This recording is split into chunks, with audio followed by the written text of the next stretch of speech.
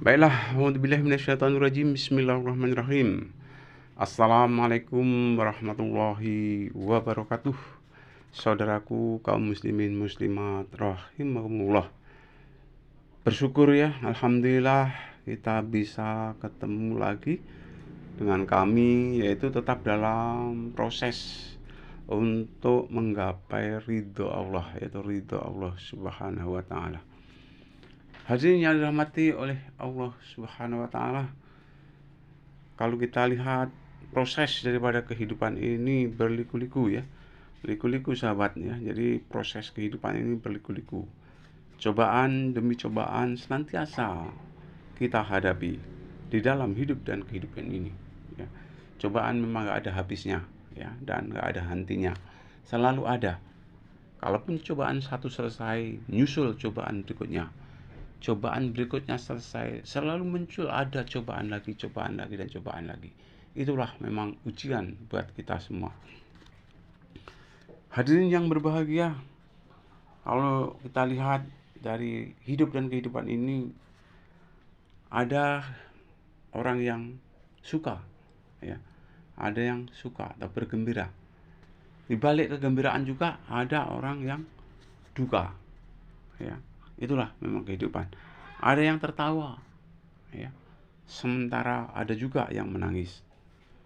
Kemudian ada yang merasakan pahit ketir hidup ini, tapi juga ada yang merasakan betapa enak ya hidup ini ya. Jadi merasa enak dalam hidup dan kehidupan ini. Kemudian ada yang muda ya, kemudian ada yang tua. Inilah yang tua juga pernah mengalami yang muda. Yang muda itu proses untuk kehidupan menjadi tua. Jadi jangan sampai istilahnya itu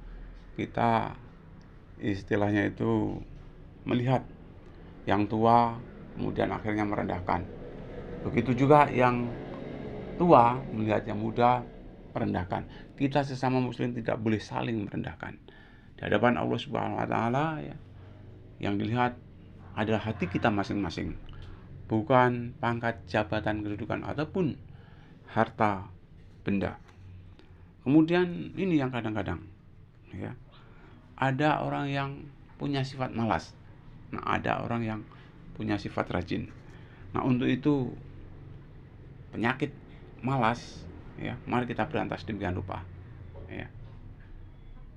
Berharap tentunya kalau ada kumandang adzan di masjid misalnya ya, janganlah sampai kita bermalas-malasan, karena di mana adzan dikumandangkan ya, insya Allah sesama muslim seyogianya kita datangi ya masjid. Kalaupun toh malas ya, kita buang jauh-jauh sifat itu, karena kalau kita malas ya, padahal sholat itu merupakan hal yang sangat utama, nanti kalau kita malas di alam akhirat kita akan celaka ya.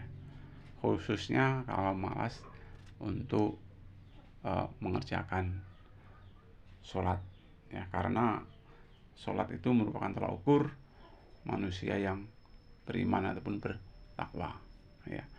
Katakan bahwa sholat itu adalah tiang agama ya.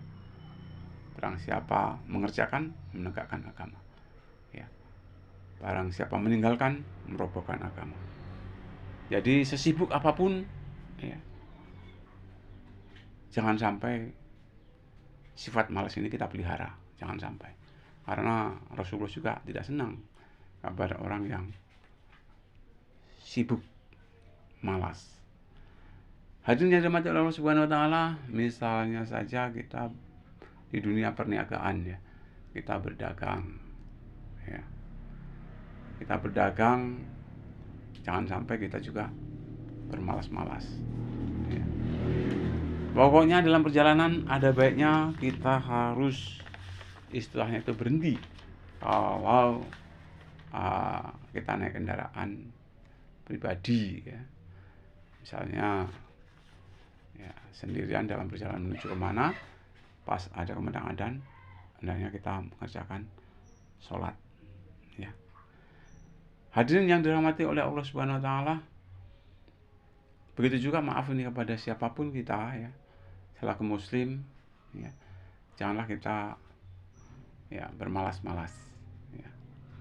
Misalnya insya Allah ya, kerja apapun yang penting halal, yang penting berkah, kita nggak perlu bermalas-malas ya.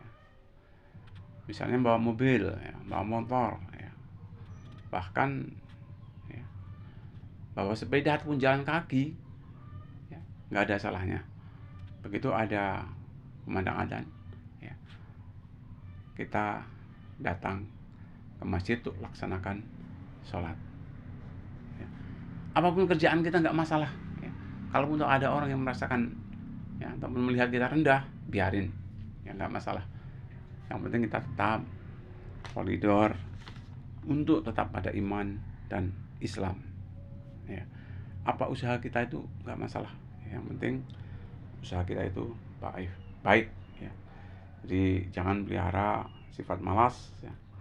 Mari kita sama-sama untuk buang jauh lah sifat malas itu, karena sumber ketidakberhasilan salah satu di antaranya adalah sifat pemalas ya.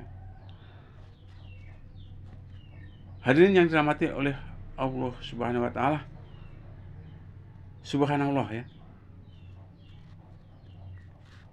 Sementara banyak ini ya orang ya yang dalam perjalanan berhenti ke masjid, sementara banyak, sehingga ada yang bilang kalau di masjid itu masjidnya orang jalan, orang yang lewat ya, orang jalanan ya, nggak masalah ya. Yang penting kita ada di masjid ya, kita berhenti ya untuk melaksanakan sholat, biarin dikata apa ya. Ya kalaupun toh di masjid kita sebaiknya berhenti sholat dulu. Karena apa? Dengan kita sudah sholat, dalam perjalanan kita menjadi tenang. Insya Allah perjalanan kita juga akan berkah. Mungkin itu yang dapat saya sampaikan. Lebih kurang saya minta maaf ya. Saya akhiri. Assalamualaikum warahmatullahi wabarakatuh.